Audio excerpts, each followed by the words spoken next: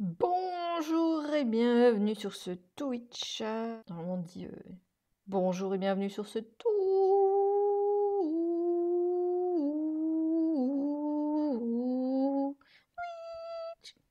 Oui, ça dépend. Ça dépend de la forme, tout ça. Bonjour et bienvenue. Alors je prends toujours un peu au dépourvu. J'ai du mal à avoir un programme dans ma semaine avec des heures bien précises. Désolée. Donc aujourd'hui, je voudrais vous parler d'un sujet qui est la poésie et du fait de se libérer. Alors j'avais fait un texte sur Mylène Farmer où j'avais appris qu'il y avait le concert de Mylène Farmer et que beaucoup de personnes de mon entourage y allaient, que je n'y allais pas pour certaines raisons et que j'étais un petit peu me sentais un petit peu bizarre avec ces émotions-là. Est-ce que j'aurais aimé y être? Non, mais en même temps, est-ce que je trouvais ça juste? Non. Bref, je vais pas refaire le live ou le texte que j'avais proposé, mais dans la même veine, en fait, cette semaine, j'ai appris le décès d'une personne et j'ai souhaité lui rendre hommage et libérer mon émotion par la même occasion. Et je me suis dit, pourquoi pas, samedi matin, si je n'ai pas d'atelier d'écriture, de vous proposer ça en sorte...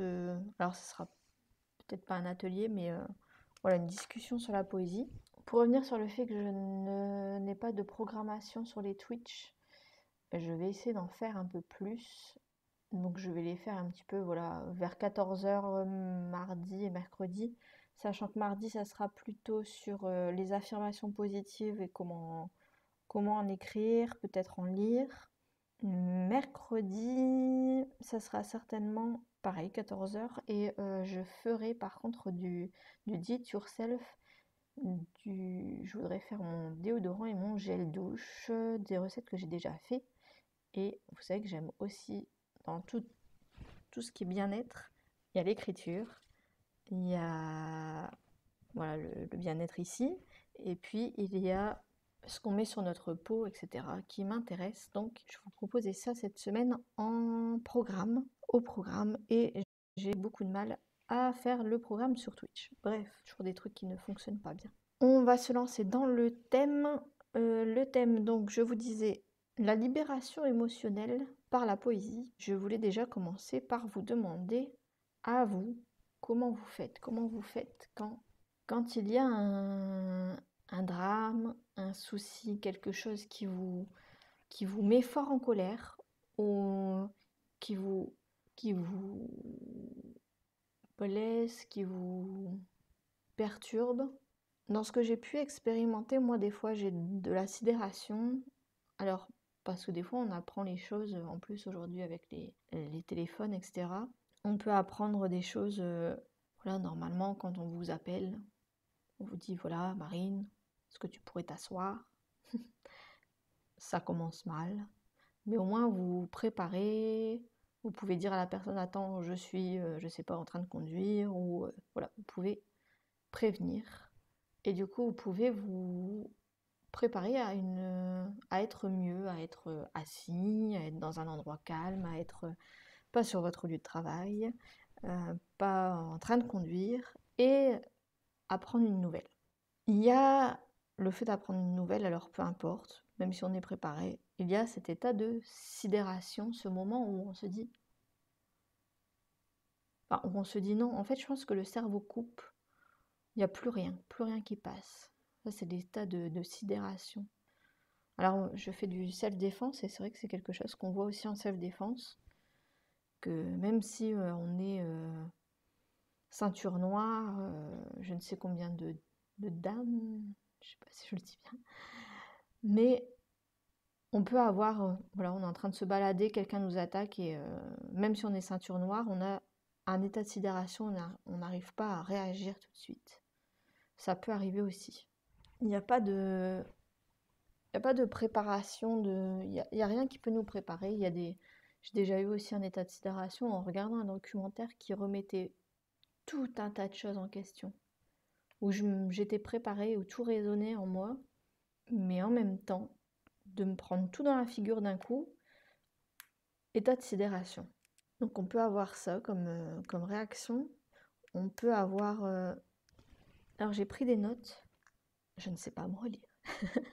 On peut avoir comme réaction aussi la colère, s'emporter d'un coup. Donc je disais la colère.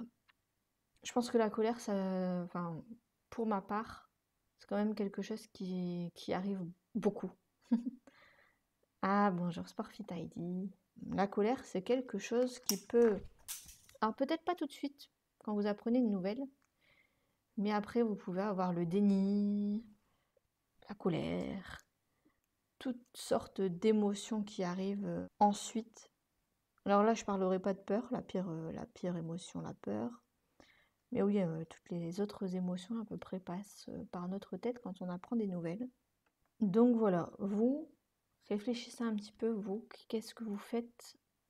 Qu'est-ce que vous avez déjà eu comme réaction? Est-ce que la sidération, la colère, l'envie de taper dans un mur par exemple, de d'accélérer très fort avec une voiture, de faire des choses qui n'ont ni queue ni tête, mais où on le sait que ce n'est pas bien, mais il y a un petit fusible qui part et donc voilà, vous, qu'est-ce que vous faites? Des fois, on n'a pas les mots, qui viennent tout de suite. C'est pas la peine de prendre une feuille. Enfin, vous pouvez essayer, mais des fois, on a besoin d'un peu plus de temps. Et donc, on en vient au sujet qui est la poésie comme expression émotionnelle. Donc, je voulais vous parler d'exprimer ses émotions, que ça soit la colère, que ça soit la tristesse. Je ne sais pas si vous connaissez le texte de Zazie qui s'appelle J'écris. C'est un texte que j'adorais, j'écoutais en boucle et qui me revient très facilement en fait. Des fois je me dis Marine, pourquoi t'écris pas sur des belles choses, sur des beaux sujets, sur des... Voilà, j'ai écrit un texte qui s'appelle Mon Nouveau Monde, je crois, je l'ai mis sur la chaîne YouTube. Et pourquoi on n'écrit pas plus facilement sur des belles choses? Et ce texte justement de Zazie qui s'appelle J'écris parle de ça, du fait qu'elle n'écrit pas sur son amoureux parce que tout se passe bien, mais qu'elle écrit j'écris sur ce qui me blesse, j'écris sur... voilà, elle revient sur tout ce qui peut la mettre en colère, la rendre triste, etc. Toutes les émotions qui peuvent la traverser négativement et qu'elle a besoin de mettre sur papier. Et j'avoue que moi je suis dans ce contexte. Et vous? Et vous, comment vous vous libérez? Comment vous libérez ces émotions comme ça qui... Parce qu'on va pas se mentir, en fait, quand c'est comme ça, on n'a pas tout de suite le réflexe, l'envie de, de parler, on peut parler avec des personnes qui... Voilà, dans le cadre d'un décès, on peut parler avec des personnes qu'on qu'on connaissait bien au même moment. Vous voyez, je veux dire, on peut s'en parler. Je crois que peut-être même quelques temps après, quelques heures, quelques jours après, vous pouvez vous remémorer les bons moments, etc. Mais tout de suite, est-ce qu'on est capable de parler? Est-ce qu'on est capable d'avoir des mots? Je parlais de l'état de sidération, c'est vraiment ça, hein, c'est l'état où il n'y a plus rien qui passe, quoi. Il n'y a plus un mot qui passe, plus une réflexion. Et pour se libérer, alors il y en a beaucoup qui utilisent l'art. Alors moi je vous parle de poésie, d'écriture. Il y en a qui vont peindre, qui vont mettre des couleurs, utiliser la couleur rouge pour la colère, le bleu pour la tristesse, la mélancolie souvent. Enfin dans ce cadre-là, je veux dire. Il y en a qui vont faire de la sculpture. Pour rendre hommage, on peut aussi faire des images, faire des vidéos. Bref, il y a beaucoup de façons d'utiliser l'art dans ce cadre-là. Il y a aussi le sport, je voulais en parler parce que ça aussi c'est quelque chose qui peut nous aider, nous permettre de libérer la colère. Je sais que Sportfit Heidi justement l'utilise dans le cadre de son activité où elle a déjà fait de la libération émotionnelle alors, par la boxe. Même si c'est pas que de la boxe en fait, ça va être courir, s'échauffer, faire des petits mouvements de boxe, mais où on va aller chercher, alors peut-être pas la première séance, mais deuxième, troisième séance, pourquoi pas, aller chercher ce qu'on a sur le cœur, ce qui ne veut pas sortir, parce que des fois on n'arrive pas à sortir ce qui nous met en colère, mais ça reste là, les gens autour de nous ne comprennent pas forcément ce qu'on a, on ne parle pas, on est de mauvaise humeur. Et justement, libérer la colère, je parle de la colère dans n'importe quel contexte, hein. Des fois on est en colère contre une personne, on n'ose pas lui dire, ou parce qu'elle a dit un mot blessant, parce que elle a fait un acte qui nous plaît pas, enfin voilà, ou en colère contre quelque chose qui nous est arrivé, qu'on trouve cette situation injuste, pourquoi pas? Moi j'avoue que mon sport de prédilection, même si je fais du sport en famille, avec des activités voilà, qui se rapprochent, on va dire, du rugby, foot, etc., des sports d'équipe, 1 à 2 fois par semaine, je fais du self-défense. Et c'est vrai que c'est aussi une façon de libérer. Il y a un moment où notre coach peut nous dire allez, pensez à quelqu'un qui vous énerve pour qu'on tape plus fort, parce que souvent on n'ose pas en self-défense dans cette discipline. C'est vrai qu'on a tendance à avoir des personnes qui sont peut-être un petit peu en manque de confiance et qui ne vont pas oser taper fort, qui sont plutôt dans le cas d'être gentil, d'avoir besoin de se protéger, donc forcément dans une position qui déjà ne nous met pas en valeur, mais il va nous dire tapez, pensez à quelqu'un que vous n'aimez pas, pensez à votre patron, pensez. Et du coup, ça va nous donner envie de taper plus fort, c'est vrai. La baffe d'Obélix peut être un peu plus violente. Mais voilà, donc il y a le sport, il y a l'art pour nous permettre de libérer, et on parle aussi souvent de l'écriture en termes de thérapie. Et c'est vrai que moi j'ai commencé l'écriture sans forcément l'utiliser comme thérapie. Enfin, j'ai toujours utilisé comme thérapie, je pense. Mais voilà, j'ai écrit des livres, pas forcément en me disant c'est de la thérapie. Parce que c'était des romans, des choses, de la fiction. Et depuis que je me suis intéressée à tout ce qui est aider les autres, thérapie, etc., décodage de vie, ça c'est mon dada. Depuis que je me suis intéressée à ça, je me suis dit mais waouh! En fait, on écrit toujours. Enfin, toujours. On ne se rend pas compte du fait qu'écrire est aussi une façon de se libérer émotionnellement et de pas mal de choses. En fait, si vous regardez, moi j'ai écrit mon premier livre. Les gens, c'est pire que des personnes. J'étais télévendeuse. Alors en B2B, hein, avec les professionnels, pas ceux qui vous appellent toute la journée pour vous embêter. Mais, et bien que alors je dirais que je respecte ces personnes dans la limite du possible, j'aimerais leur dire qu'elles valent mieux. Moi j'ai toujours dit, je veux pas faire ça. Je veux choisir ce que je fais. Donc c'était plutôt avec les professionnels. Est-ce que c'était mieux? Je ne saurais pas vous dire, mais voilà, c'est un métier quand même qui est assez stressant, où on est toujours... voilà, le téléphone il sonne, il faut répondre. Et puis, on a des personnes qui peuvent être très très en colère. Alors j'ai eu la chance dans mon métier de ne pas trop me faire insulter, mais je connais des collègues qui se sont fait beaucoup insulter. Et c'était un moment où, voilà, il y avait pas mal de choses qui n'allaient pas dans ma vie, des choses qui pouvaient me mettre en colère beaucoup. Et j'ai écrit les gens, c'est pire que des personnes, où 4 personnes qui ne devaient pas se rencontrer se rencontrent autour d'un drame. Et j'avoue que tuer des gens qui ressemblent aux gens qui m'énervaient. Non, en fait, ça m'a beaucoup aidé parce que je crois que dedans, je ne tue pas une personne que j'aurais aimé tuer dans la vie. Donc, vous voyez.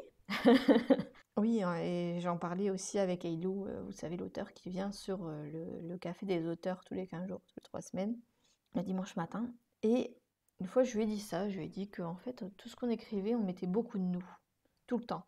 C'est obligatoire, on met beaucoup de nous, parce qu'on met forcément ce qu'on connaît, donc on met de nous. Et la première fois, et puis peu de temps après, elle m'a dit bon, t'as peut-être raison en relisant, c'est vrai que peut-être.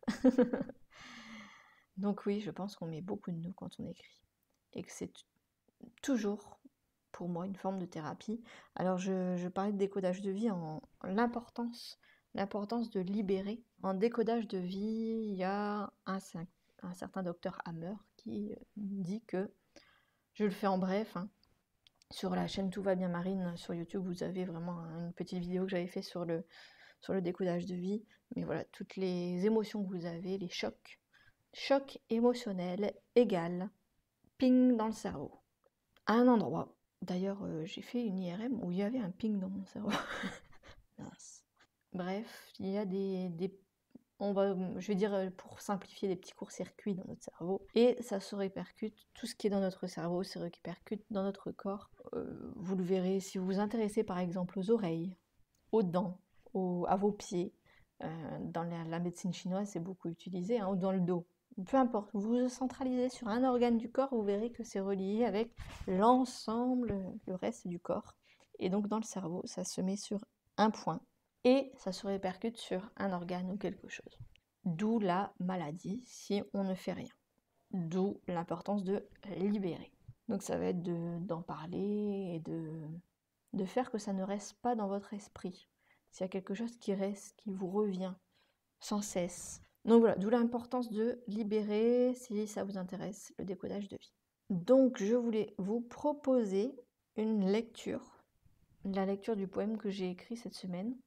Pour remettre un peu le contexte, j'ai une amie qui est décédée, jeune, et donc forcément dans ces cas-là, c'est quelque chose qu'on a du mal à assimiler dans notre cerveau, on dit que c'est pas possible, et du coup j'en ai fait un petit poème, donc j'aimerais bien vous le lire. Alors forcément, hein, c'est pas très gai, même si j'ai essayé que ça ne soit que la dernière phrase qui soit pas très gai. Comme c'est un hommage, il faut quand même qu'il y ait un petit peu de contexte dans le poème. Donc ce que je vais vous proposer, c'est la lecture du poème, qui est un hommage. Ça permet de clarifier, de se comprendre, d'écrire. Donc vous verrez que voilà, moi c'était dans le but de dire peut-être des choses que je ne lui ai pas dit, de contextualiser qui c'était pour moi. Donc ce que je vais vous proposer pour cette lecture hommage, ça sera de lire le poème, de faire une petite pause de 5 minutes, et ensuite d'analyser un petit peu comment je l'ai écrit. Parce que qui dit poème, dit allitération, assonance, nombre de pieds, etc. Et de voir un petit peu ce que je me suis amusée à mettre, même si, et pourquoi j'ai fait cette forme-là, de m'expliquer. Parce que bon, c'est vrai que souvent, si vous vous souvenez en français, on vous donnait un texte à lire, une poésie, et on vous disait de lire cette poésie, et ensuite il y avait l'interprétation qui partait un petit peu dans tous les sens, souvent. Moi, j'aime beaucoup les interprétations, j'aime aller plus loin, mais je me suis toujours demandé si c'était toujours le désir de l'auteur, ce qu'on voyait surtout en poésie, les sons qui reviennent, etc. Et du coup, cette fois-ci, je voudrais donner moi, pourquoi j'ai écrit comme ça, pourquoi, le nombre de vers, etc. Comme ça, vous n'avez pas l'interprétation, mais le pourquoi. Et normalement, vous n'avez pas besoin d'aller fouiller pour voir s'il y a d'autres choses dans la poésie. Et puis après, on conclura pour ce Twitch. Ça fait déjà 23 minutes. Je veux faire juste un petit Twitch d'une heure, hein, ça va pas maximum. Alors, mon amie s'appelait Aurore. Je vous lis le poème. Aurore. Je connais une femme en or. On s'est rencontrés ici, dans le Nord. Travail, cigarette, cuisine, sport. Des fous rires avec quelqu'un qu'on adore. Tu es parti. Changement de décor. Une si jolie fleur que l'on veut voir éclore. Je t'admire tant. Ton caractère si fort. Ton corps que personne n'ignore. Pour moi, tu es comme un mentor. Et pourtant, quand j'y réfléchis, je me demande si je te l'ai assez dit. Triste sort. Je me sens toute engourdie. Quand je lis, voilà ce que j'ai appris. Corps retrouvé mort. Tu ne verras plus l'aurore.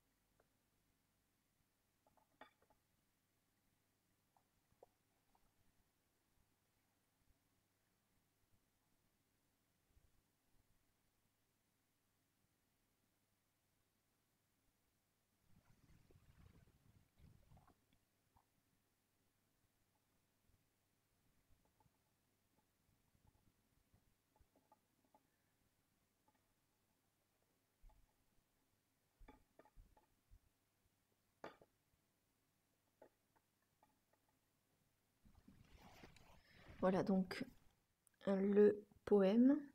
Alors si vous remarquez, donc il y a tous ces sons en or. Jusqu'ici, qu'on retrouve dans le dernier vers, donc dans celui-ci et dans le dernier vers.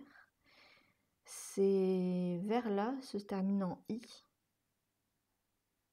et il y a beaucoup la résonance du i, parce que pour moi c'est le i du cri, vous voyez, du cri de douleur. Et je trouvais que c'était bien de casser en fait le or, de le casser avec le i comme son pour représenter la douleur.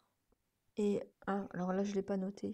J'avais noté en fait que j'avais écrit plutôt avec des rimes, des pieds. Il y avait un nombre de pieds qui était entre 8 et 12. Donc ça se reflète, c'est assez régulier. Mais en même temps, voilà, ça passe de 8, 10, 12. Un peu comme la poésie, dans le sens où il y a le i, le or et le i en fait. Vous voyez ce que je voulais quand même qu'on voit que en écrivant, on n'était pas forcément avec une structure plate. Non, il y a de l'émotion, donc il y a des moments où on n'a que 8 mots et 8 vers, 8 pieds, pardon, et des moments où où on en a 12 pour refléter justement cette émotion.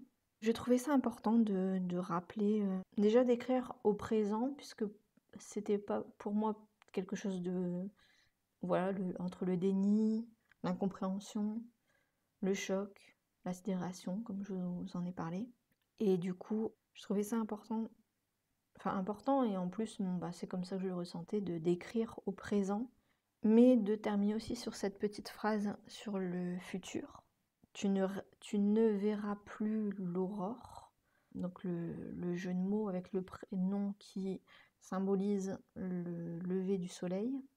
En psychogénéalogie, j'ai fait décodage de vie et psychogénéalogie en formation, et du coup on avait vu que le or signifiait qu'on avait, dans notre prénom, signifiait souvent qu'on allait avoir beaucoup de...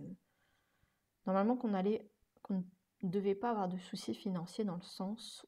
Ah voilà, c'est une généralité, mais dans le sens où ça nous amène l'or, pas l'argent, mais voilà, dans cette optique-là. Et voilà, quelqu'un de... Enfin, il y a beaucoup de choses à dire sur ce prénom, bref. Et je voulais aussi, moi ce qui était vraiment important pour moi dans ce poème, c'était de traduire que je parle d'elle au présent, alors qu'en fait, elle n'est plus là, et je ne la verrai plus. Donc c'était important pour moi de terminer sur cette phrase-là. Donc voilà, j'espère que j'ai tout dit. Je remettrai ce poème alors peut-être sur le blog. En tout cas, je pense que j'ai assez de poèmes. Enfin, je pense que j'ai assez de poèmes. Je pense commencer à faire un recueil de poésie. Alors j'ai déjà fait un recueil qui s'appelle Le poète pendu à sa muse.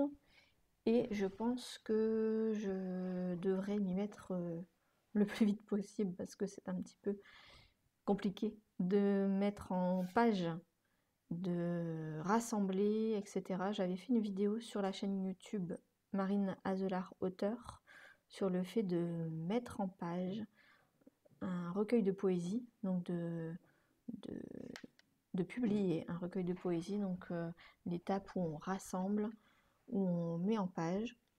Et du coup, je pense que je vais faire ça assez rapidement, de récupérer, parce que finalement, j'en écris assez régulièrement. Un comme ça de temps en temps, alors même si c'est un tous les 3 mois, c'est un tous les 3 mois, mais il y en a. Et du coup, je voulais commencer à les rassembler pour en faire peut-être un recueil quand il y en aura assez. Voir ça. Donc peut-être on en parlera un peu plus sur un autre Twitch. Voilà, écoutez, je pense que j'ai tout dit de ce que je voulais dire ce matin. Donc n'hésitez pas, si vous aussi, vous êtes dans mon cas, vous aimez bien écrire, quand vous apprenez une nouvelle, qu'il y a quelque chose qui vous met en colère, qui vous rend triste, qui vous perturbe, vous prenez votre petit cahier, votre petit, comment on dit, journal intime, si vous en avez un. Moi, c'est aussi dans ce cahier que je vais écrire, même si des fois j'écris sur n'importe quoi. Après, il faut réécrire, mettre au propre. Ah, l'animateur. T'as besoin de moi quand même. Donc, je ne sais même plus ce que j'étais en train de dire. C'était en train de tomber, de se faire mal à l'aile.